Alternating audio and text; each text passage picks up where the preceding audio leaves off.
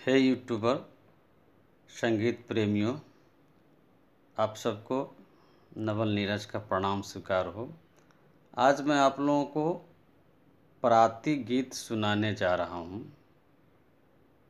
जो बिहार का लोक धुन, फोक धुन भी कह सकते हैं। ये गीत मैंने अपने दादाजी से बराबर सुना करता था।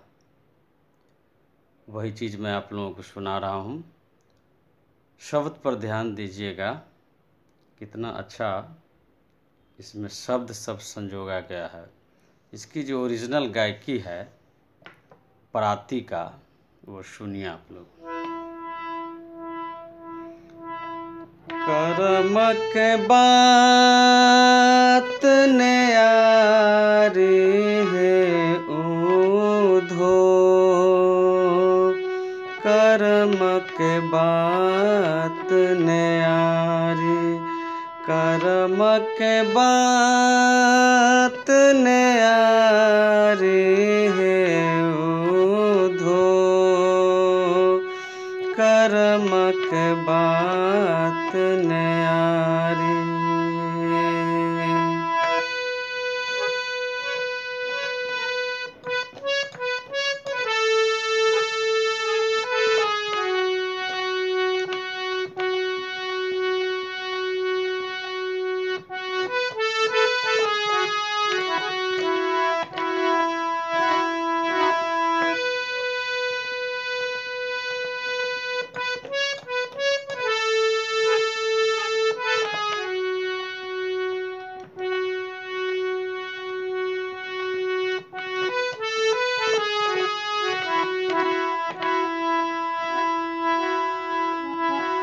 काहे बगुला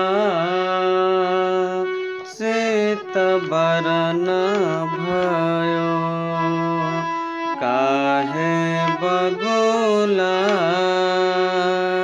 सीत बरन भयो, काहे कोयलिया कारी ऊधो, करम के बात ने यारी, काहे कोयलिया कारी ऊधो, करम के बात ने यारी, करम के बात ने यारी ऊधो, करम के बात ने यारी, करम के बात ने यारी ऊधो, करम के बात ने यारी।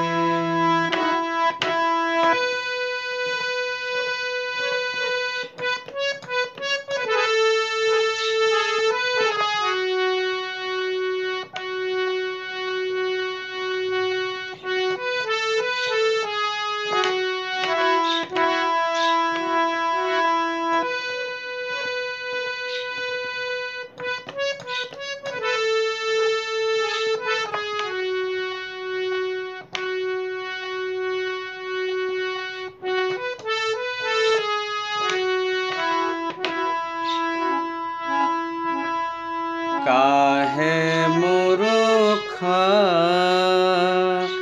धन पर बैठे, काहे मूर्खा धन पर बैठे, काहे पंडित भिखारी ऊधो, करम का बात ने यारी, काहे पंडित भिखारी ऊधो, करम का बात ने यारी, काहे मूर्खा धन पर बैठे।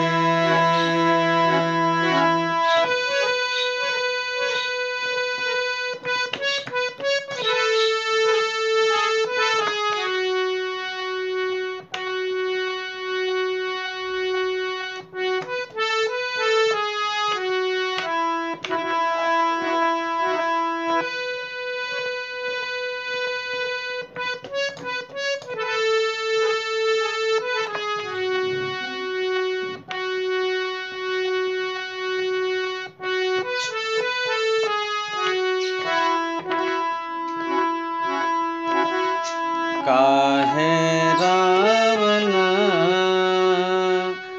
सीता को हर गयो, काहे रावण सीता को हर ले गयो, काहे हनुमत लंका को जारी है ऊधो, कर्मक बात न्यारी, काहे हनुमत लंका को जारी है ऊधो, कर्मक बात न्यारी, काहे रावण सीता को हर गयो, काहे रावण सीता को हर ले गयो।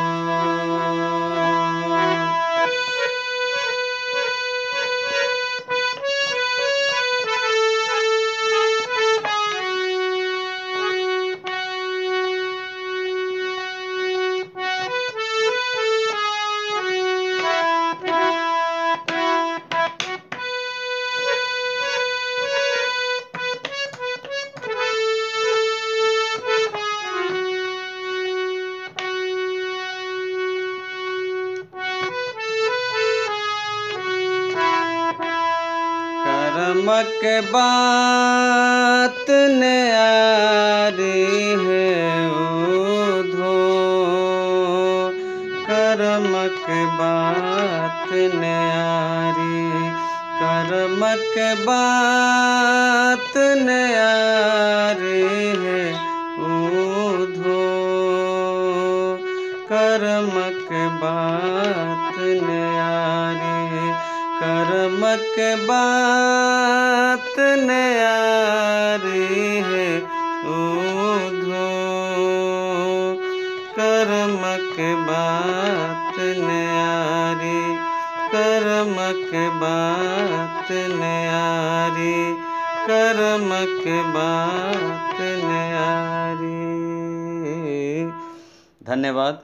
यदि आप लोग चैनल सब्सक्राइब नहीं किए हैं तो कर लीजिएगा। हम हमेशा नई नई चीज़ लाते हैं आप लोगों के लिए और लाते रहेंगे। नमस्कार, प्रणाम।